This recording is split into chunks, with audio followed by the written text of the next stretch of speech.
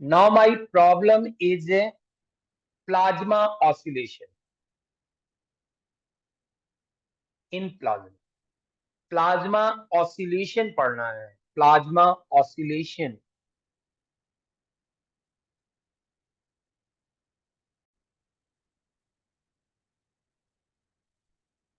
Plasma consist free electrons, positive ions and neutral particles. मतलब this is the basic of plasma. Plasma consist free electrons, ions and neutral particles. Electrons are light weighted, positive ions are high weighted. So electrons and positive ions, मतलब electrons are start to oscillate, मतलब electron अपनी जगह पर oscillation करने लगते हैं। The plasma electron may be expected to oscillate about the massive ions. Positive ion से उसके अबाउट ऑसिलेशन करने लगते हैं, उसके about. And the effect of restoring force. अब रेस्टोरिंग फोर्स कहां से मिलेगा? कहीं ना कहीं से रेस्टोरिंग फोर्स मिलता है। वो इलेक्ट्रॉन और पॉजिटिव आयन के बीच के कूलाम्ब अट्रैक्शन फोर्स से प्राप्त होता है। मतलब एक पॉजिटिव आयन है, पॉजिटिव आयन इलेक्ट्रॉन को अपनी तरफ बुला रहा है, और जैसे जैसे ये अपनी तरफ आ रहा है और तो इस पर रेस्टोरिंग फोर्स उल्टी दिशा में लग रहा है, और इसके बाद इनर्शिया के कारण इलेक्ट्रॉन दूसरी तरफ गया। जब गया तो ये फिर अपनी तरफ बुलाने लगा। इस प्रकार से इलेक्ट्रॉन हमारा जो होता है पॉजिटिव आयंस के अराउंड में ऑसिलेशन करने लगता है by the coulomb attraction forces.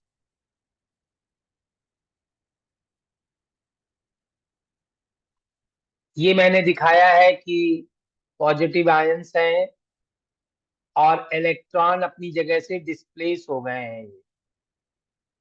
किसी भी टाइम हमको यहाँ पर ये इलेक्ट्रॉन ये यहाँ मिला है, आगे वाला यहाँ मिला है, आगे वाला यहाँ मिला है, इस तरह से। मतलब पूरा डिस्प्लेसमेंट डेल्टा हो गया है, जबकि पूरी लेंथ जो टुकड़ा था हमारा प्लाज्मा उसकी यल थी, लेकिन आपका जो डिस्प्लेसमेंट हो गया है इलेक्ट्रॉन का वो डेल्टा है। तो रेस्टोरिंग फोर्स इस डेल्टा के आधार पर होगा। इलेक्ट्रिक फील्ड हमेशा, इलेक्ट्रिक फील्ड कितनी होगी? ये होगी, जहां सिग्मा हमने मान लिया है चार्ज पर यूनिट एरिया।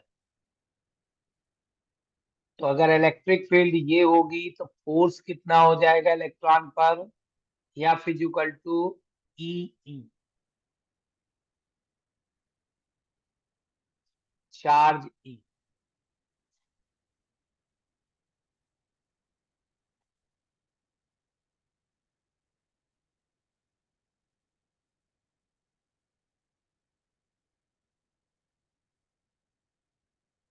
देखिए ई है, और अब आपका फोर्स कितना हुआ?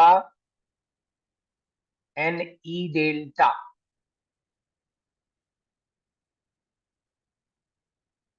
Sigma is equal to charge पर यूनिट एरिया। और ये लाइन क्या लिखी हुई है?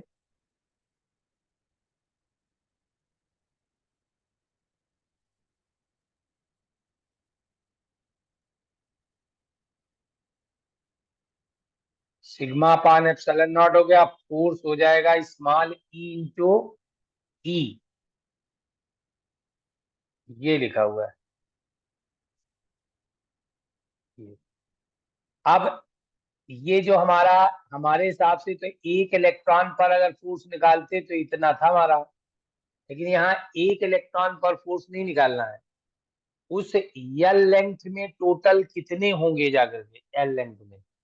तो आपने देखा कि N number of electrons per unit volume है, और अगर एल का तुमने मल्टीप्लाई कर दिया तो number of electrons per unit area हो गए, क्योंकि नंबर ऑफ इलेक्ट्रॉन्स बटे वॉल्यूम था और डिस्टेंस का मल्टीप्लाई कर दिया।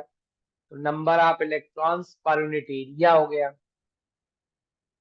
और अगर आपने इसका मल्टीप्लाई कर दिया तो चार्ज पर यूनिट एरिया हो गया। और चार्ज पर यूनिट एरिया में अगर इलेक्ट्रिक फील्ड का मल्टीप्लाई कर दोगे तो हमारा फोर्स हो जाएगा, फोर्स पर यूनिट एरिया। ये अब इलेक्ट्रिक फील्ड की वैल्यू कितनी है?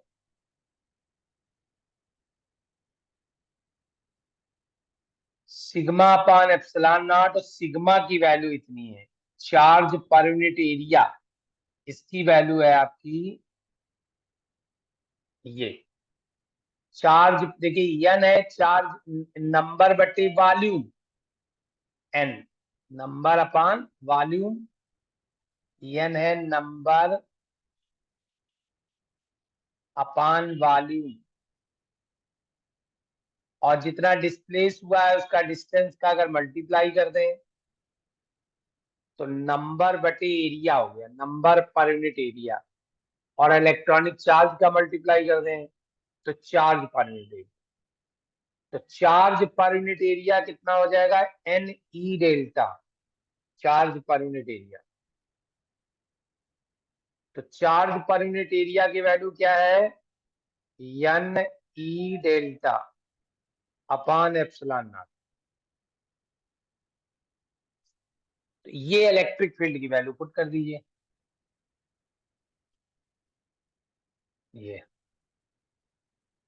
ये किसकी वैल्यू आ गई? Force per unit area, F,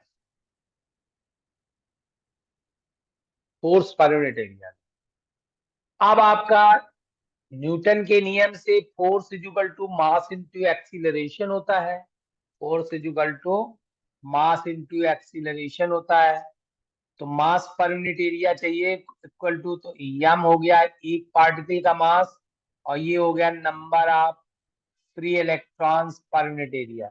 अगर आप एन कहोगे तो पर यूनिट वॉल्यूम हो जाएगा, डिस्टेंस का मल्टीप्लाई कर दोगे तो पर यूनिट एरिया। तो एम एन एल, ये तो टोटल मास हो गया कितने पार्ट का? टोटल का, जो इतना आपने कंसीडर किया है, एल कंसीडर किया है। तो फोर्स कितना हो गया? मास इनटू एक्सीलरेशन। कितना डिस्प्लेसमेंट दिखाया है? डेल्टा। तो डेल्टा अगर डिस्प्लेसमेंट है तो फोर्स कितना लगेगा? Mass into two times differentiation of delta. अब ये वैल्यू और ये वैल्यू फोर्स जो लग रहा है, ये दोनों इक्वल कर दीजिए माइनस के साथ, क्योंकि रेस्टोरिंग फोर्स का ये काम कर रहा है। अल्टीमेटली मेरी एक इक्वेशन बन गई, और ये इक्वेशन हमारी differential equation simple harmonic motion की है। और ओमेगा नॉट स्क्वायर की जगह इतनी वैल्यू दिखाई दे रही है।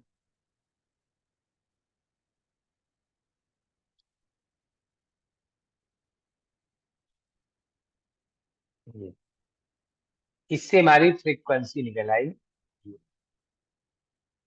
This is the oscillation frequency of plasma.